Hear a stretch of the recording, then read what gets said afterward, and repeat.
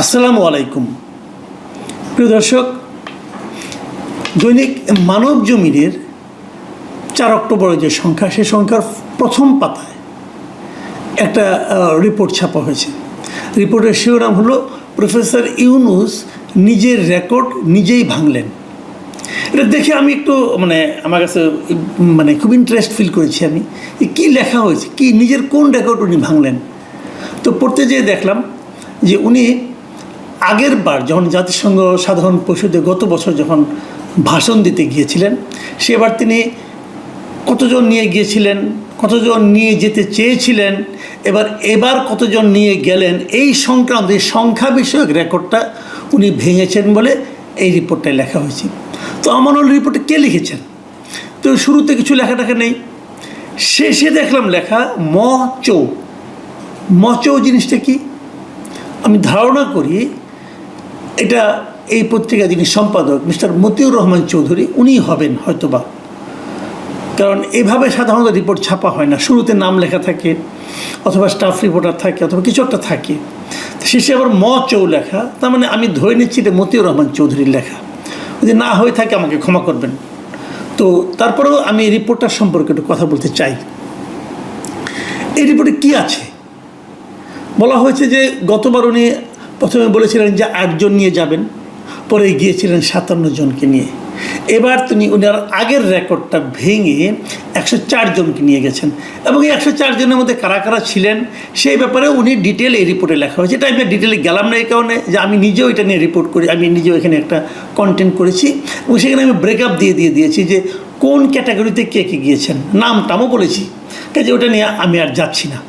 এবং কিভাবে ওখানে বিএনপির পক্ষ থেকে তারেক রহমানকে আমন্ত্রণ জানানো হয়েছিল, তিনি যেতে চাননি, তখন একজনকে নেওয়া হয়েছিল, পরে আবার শেষ মুহূর্তে পররাষ্ট্র উপদেষ্টা কীভাবে পুরো একটা ভজগটো পাকালো, উনি 2 জনের নাম বলেন বিএনপির, এবং 2 জনের নাম দেখে অন্য 2 দল আপত্তি করলে তাহলে আমাদের 2 জন নয় কেন, তখন তাদেরও 2 জন করে নেওয়া হলে, এই সমস্ত ইত্যাকার সমস্ত কাহিনী ওইখানে আসছে।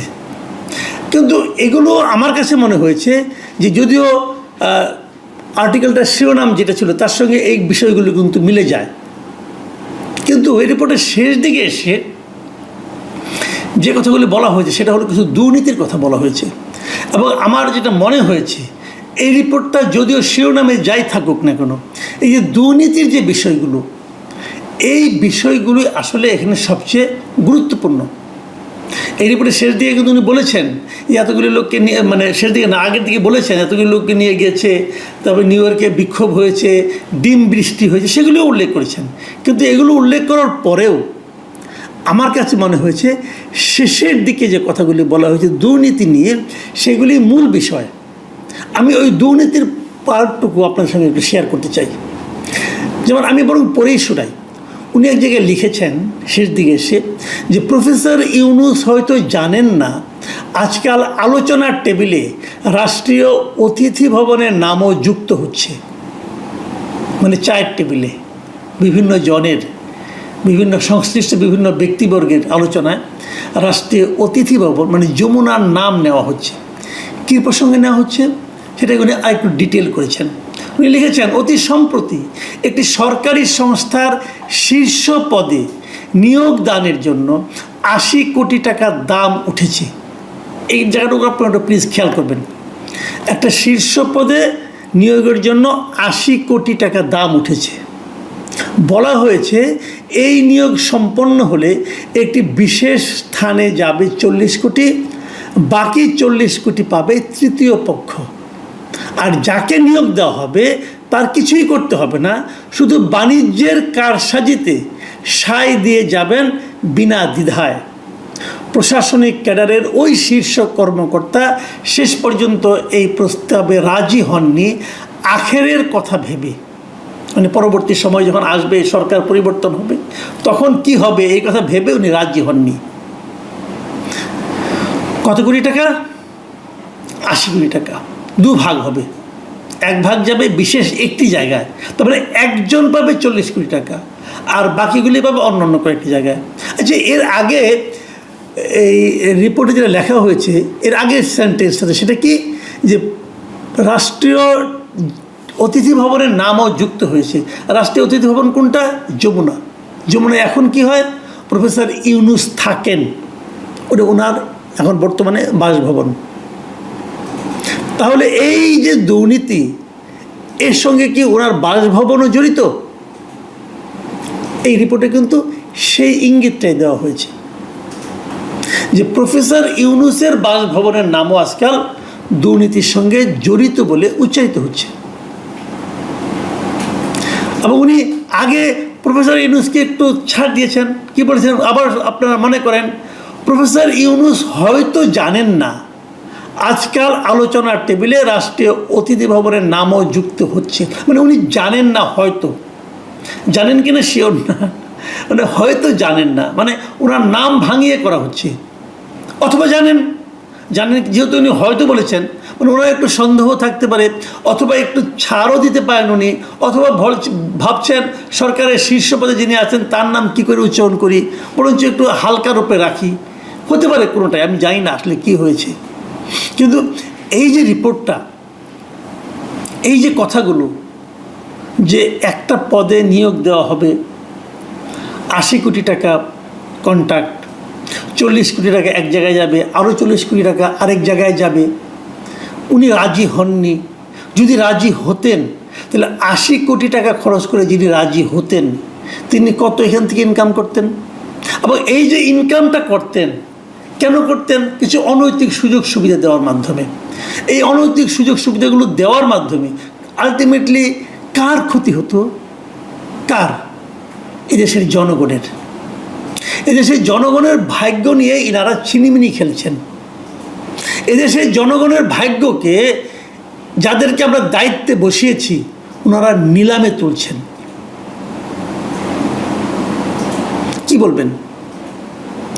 এই সরকারকে এই মচৌর লেখা এই রিপোর্টকে অস্বীকার করবেন, প্রতিবাদ করবেন? অত সহজ হবে না। মচৌ বলতে আমি যদি মতিউর রহমান চৌধুরীকে বুঝিয়ে থাকি, এবং যদি উনি সেটা হয়ে থাকেন, উনি এত কাঁচা কাজ করার লোক না রে ভাই। যখন লিখেছেন তথ্য প্রমাণ নিয়েই লিখেছেন। আমি কিন্তু যে যাই বলুক, আমি এই রিপোর্টকে কিন্তু আমি ভরসা করছি, কারণ ওনাকে আমি চিনি। কাজেই এই রিপোর্টটা আমি ভরসা করছি। ঘটনা এরকম ঘটেছে, একটা আলোচনায় এসেছে, তাও আসতো না যদি এখানে যমুনার কথা উচ্চারিত না হতো। এরকম ঘটনা অনেক ঘটছে, এরই মধ্যে ঘটছে। মানে একটা গণ আন্দোলন, সেই গণ আন্দোলনের সুফল ভোগকারী যারা সাধারণ মানুষের হওয়ার কথা ছিল, সে সাধারণ মানুষ না, এখন কয়েকজন মানুষ এই সুফল ভোগ করছেন। আমি বাংলাদেশের আইন প্রয়োগকারী সংস্থাকে বলবো, এই সরকারের তো একদিন বিদায় হবেন। বিদায় হওয়ার আগে এবং পরে যারা দায়িত্ব পেয়েছিলেন সরকার চালানোর, কি উপদেষ্টা, কি সাহায্যকারী, কি বিশেষ সহকারী, এদের সবাইকে দেশ ত্যাগের উপর নিষেধাজ্ঞা দেওয়া উচিত। এবং নিষেধাজ্ঞা দিয়ে তাদের সবার কর্মকাণ্ড বিচার করার পর তাদেরকে ছাড়া উচিত। যারা বিচারে নির্দোষ প্রমাণিত হবেন তারা উড়াল দিবেন, কারণ এদের প্রায় সবাই 80% লোক, এদের সবারই দ্বৈত নাগরিকত্ব, সবারই বিদেশে যে থাকার সুবিধা আছে। কাজে সবাইকে আটকাতে হবে আগে। আটকে আমরা যাদের সন্দেহ করছি তাদের সবার চুলচেরা বিশ্লেষণ করতে হবে, তারপরে ওনার বাইরে যেতে পারবেন। এর আগে সব পাসপোর্ট সিজ করা উচিত আমি মনে করি। সকল উপদেষ্টার পাসপোর্ট ক্ষমতা ছাড়ার আগে জব্দ করতে হবে, করে জাজ করতে হবে যে তারা কে কে নির্দোষ। যারা নির্দোষ কেবল তারাই বাইরে যেতে পারবেন, আর যারা নির্দোষ নয় তারা, অথবা তাদের সন্দেহ থাকবে, তাদের বিচারের আওতায় আনতে হবে। কারণ এই সমস্ত অভিযোগ আমরা পরে আর শুনতে চাই না। বলবেন যে ভাই আওয়ামী লীগের লোকজন তো গিয়েছে, তাদের ব্যাপারে কিছু বলেন না, এদের ব্যাপারে বলছেন কেন? না, আওয়ামী লীগে যারা গিয়েছে তাদের ব্যাপারে আমরা বলেছি, তারাও আসলে আটকানো হবে, ও অনেকে আটকানো হয়েছে। কিন্তু আমি এদের ব্যাপারে বেশি বলছি এই কারণে যে এরা তো একটা মানে আন্দোলনের মানে পরে তারা এসেছেন একটা বড় দায়িত্ব নিয়ে। যারা বড় দায়িত্ব নিয়ে এসেছেন তাদের ব্যাপারে আমাদের মধ্যে সন্দেহ কেন তৈরি হচ্ছে? তাদের কর্মকাণ্ড কোনো সন্দেহের ঊর্ধ্বে থাকতে পারছে না। এটা আমাদের জন্য বড় একটা উদ্বেগের বিষয়। এবং যদি শেষ পর্যন্ত দেখা যায় তারা এই সমস্ত দুর্নীতি, ক্ষমতার অপব্যবহারের সঙ্গে জড়িয়ে গেছেন, তাহলে কিন্তু পরবর্তী সময় আর কোনো গণ অভ্যুত্থান কিন্তু আমাদের এখানে হতে কষ্ট হবে। এটা স্বৈরাচারের জন্য, যে স্বৈরাচারী আসুক তাদের জন্য একটা ইতিবাচক দিক হবে। দেখুন, এই রিপোর্টটা শেষ করেছেন কিভাবে সেটা আমি পড়ে শোনাই। শেষে লেখা হয়েছে, দুর্নীতির বিরুদ্ধে চমক লাগানো বক্তব্য হাজির করে প্রফেসর ইউনূস জনগণকে আশ্বস্ত করেছিলেন, তবে অতীত আর কোনোদিনই বর্তমান হবে না। কিন্তু দিনের শেষে হিসেব মেলানো বড় কঠিন। সময় পাল্টানোর সঙ্গে সঙ্গে ঘুষের রেট আরও বেড়েছে। এখন অনেকেই ঘুষ বলতে চান না, তাদের কথায় রীতিমতো লুট হচ্ছে।